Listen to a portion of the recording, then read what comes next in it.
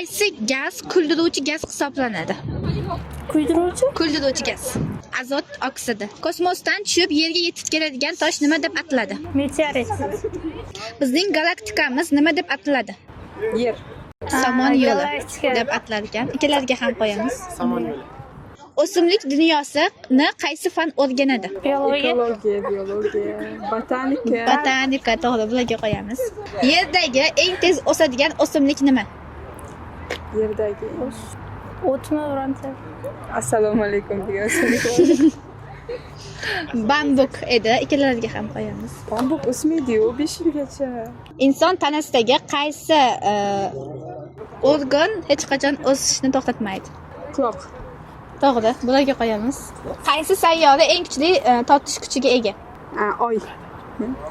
Sayyora emas-ku. Yermi? Yupiter. Ikkalariga ham qo'yamiz.